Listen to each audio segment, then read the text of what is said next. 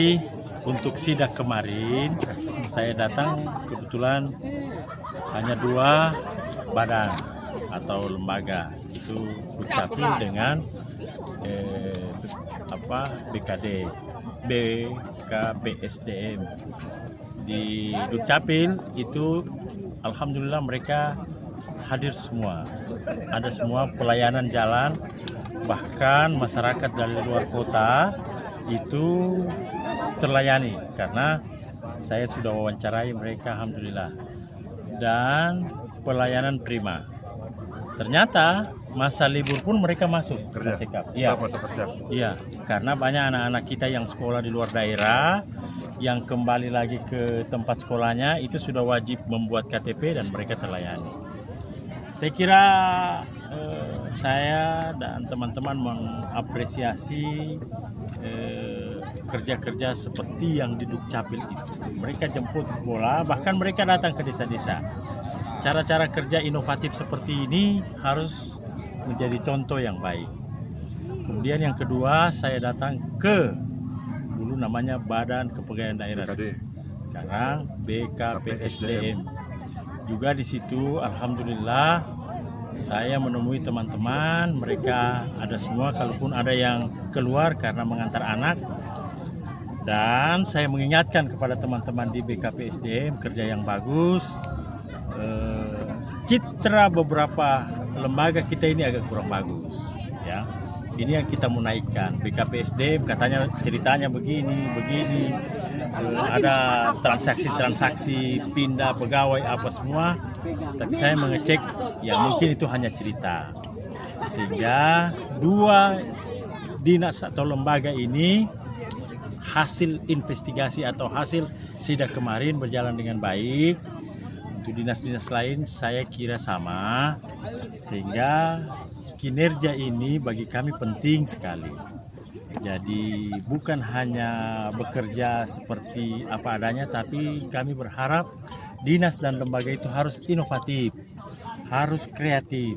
Tidak boleh orang kerja di dinas itu hanya pada zona nyaman, yang penting datang ke kantor, dia tidak tahu apa yang harus dia kerja. Nah, ini kami berharap seperti yang sudah baik selama ini, yang sudah maju selama ini, kami berharap bertahan bahkan lebih baik lagi. Jadi saya kira itu untuk sidak kemarin alhamdulillah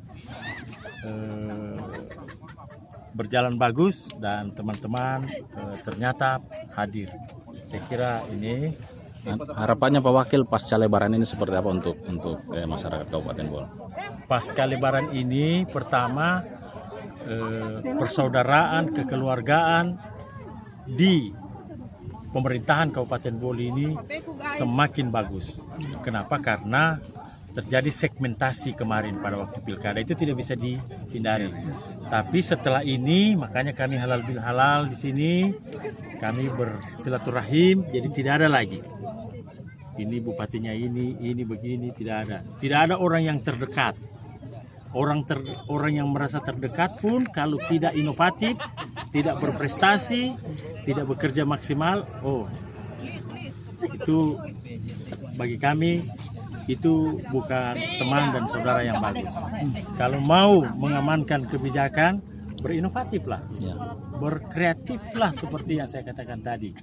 Sehingga saya berharap di ASN ini tidak ada lagi segmentasi, tidak ada lagi perbedaan orangnya ini.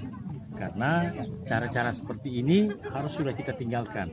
Paradigmanya ke depan kita harus lebih maju, lebih hebat, dan Kabupaten Bol ini akan diperuntukkan oleh saudara-saudara kita yang berada di luar daerah.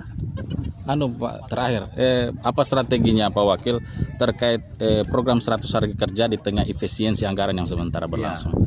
Jadi efisiensi ini adalah sesuatu yang menjadi kebijakan pemerintah pusat. Nah, bagi kami di Kabupaten Bol, strategi yang kami lakukan adalah, ini kan ada program 100 hari. Nah, ini menjadi prioritas yang kita sandingkan dengan kemampuan dan kondisi keuangan daerah. Tapi insya Allah semua program 100 hari ini bisa kita lakukan. Tentu yang namanya program 100 hari itu tidak harus selesai dalam 100 hari itu, tapi minimal launching peletakan dasar itu sudah dilakukan. Kenapa? Karena program 100 hari itu kan sebenarnya menggebrak, melakukan perubahan paradigma, bekerja paradigma, berpikir. Nah, beberapa item yang kita mau lakukan insya Allah akan bisa jalan ini. Dan alhamdulillah, mohon maaf Pak Bupati sekarang lagi menuju ke Jakarta. Insya Allah kita mendapatkan rezeki dan saya bersama Pak Sekap berada di Kabupaten Bol, kita saling membagi tugas. Saya kira itu. Oke. Terima kasih ya. Oke. RRI insya Allah kita